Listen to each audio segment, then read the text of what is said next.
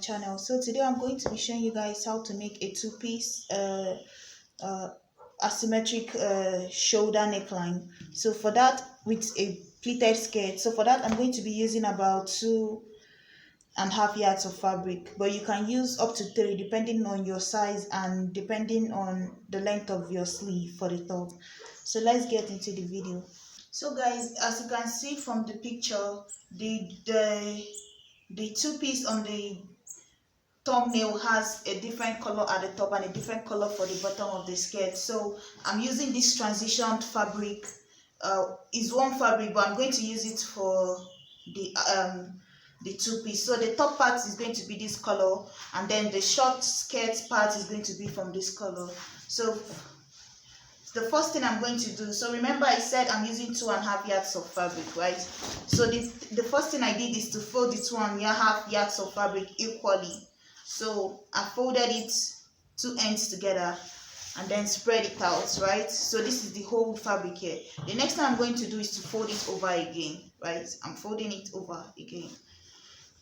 And then I'm going to spread it out this way. So guys, the fabric is folded now. The next thing I'm going to do is, so how you're going to get the amount of fabric you should use is your shoulder measurement plus the length of the fabric you're going to use, right? Maybe you want your the length, sorry, your shoulder measurement plus your sleeve length, right? So maybe you want your sleeve length to be 12. Then you add about 5 inches to it so that you can get that puffiness.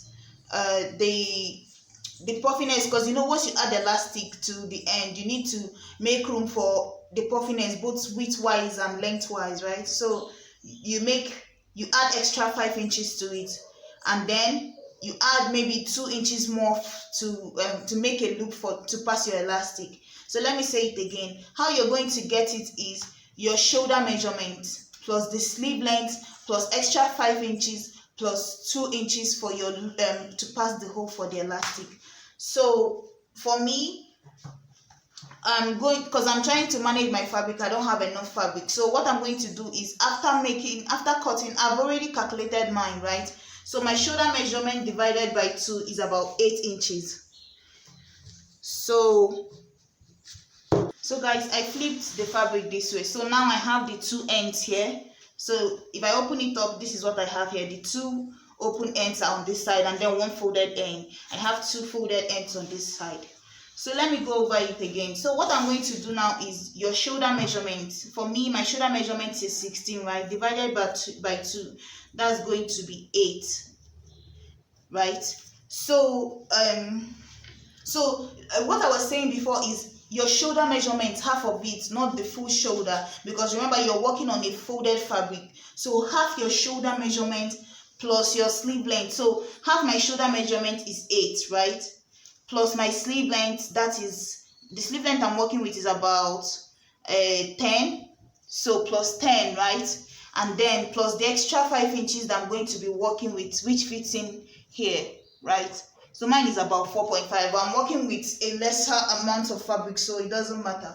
So the next thing I'm going to do now is so I've marked my shoulder measurement here, right? 16 divided by 2. The next thing I'm going to do is come over here to the neckline. Mark about 4 inches up here, 4 inches down here, right? And then mark the same 4 inches this way, right? Mark my normal neckline here.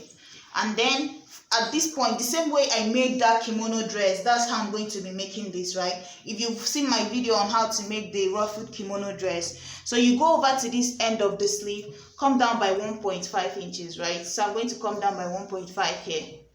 If you have a ruler, then you connect from this point here to this point here. You connect it. I don't really have a ruler, so I'm going to just freehand everything. Let me mark it. So the next thing I'm going to do is to come down by this point here, this line of my shoulder, right? Mark your shoulder to your bust. So for me, shoulder to my bust is 10 inches. But remember, you have to add extra half an inch for when you're attaching this part. So it's going to be about 10.5 now, right? because remember, if you make it 10, then when you attach the shoulder part, you subtracted 1 from this 10, so now your bust is going to be about 9.5. So it's better to add the 10 ahead of time, the 0.5 ahead of time, sorry. So the next thing you're going to mark now is your waist. My waist is 17, that's your shoulder to the waist is 17, but I'm going to add half an inch, so that's going to be 17.5. Shoulder to around hip is 24, but plus that half an inch I spoke about, so now you have 24.5. So the next thing I'm going to do is come to the bust measurement. My bust measurement divided by 4, right? So guys, the next thing I'm now on the bust line, right? So the bust, the waist, and then the hip line.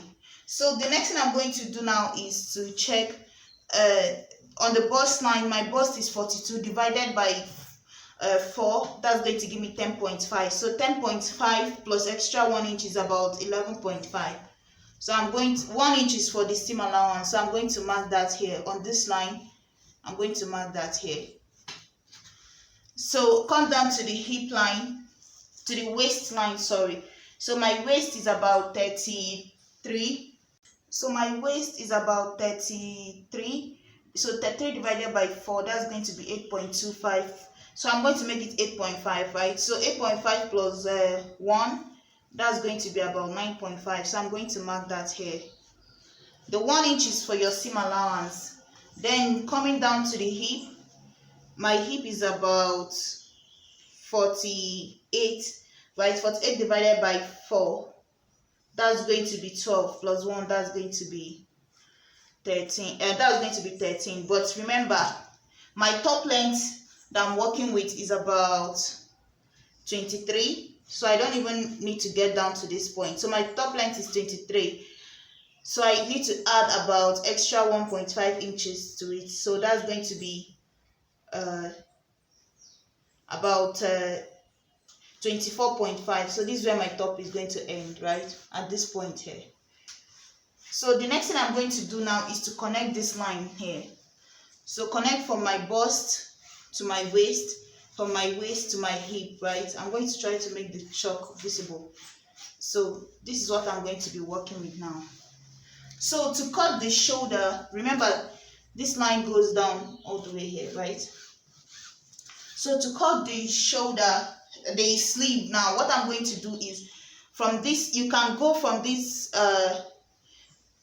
go down from this, your waist measurement here, you can go down about 2 inches from your waist or 3 inches, depending on how wide you want the sleeve to be. So I'm going to go down about,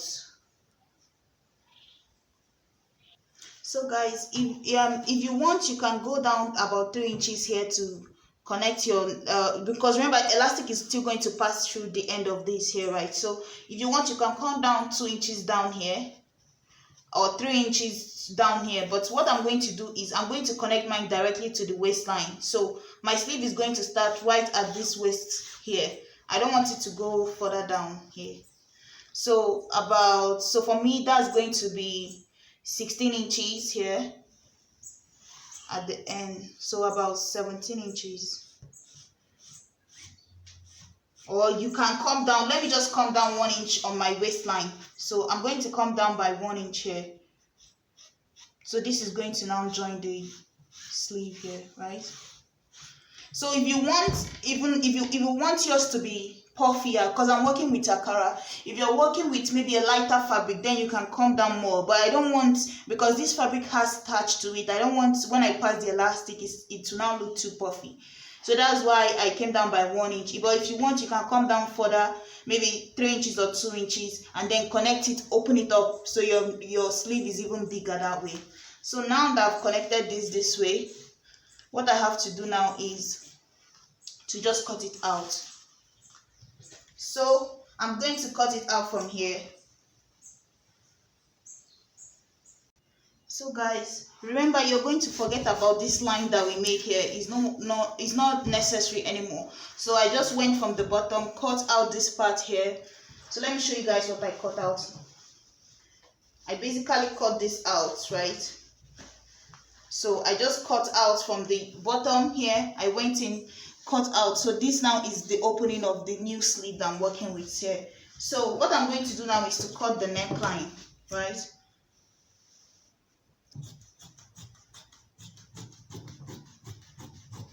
So guys, I've cut out this part here, cut out the top part of the sleeve, right? The 1 inch that I added on top, I cut it out. That's the slant, the 1.5 inch.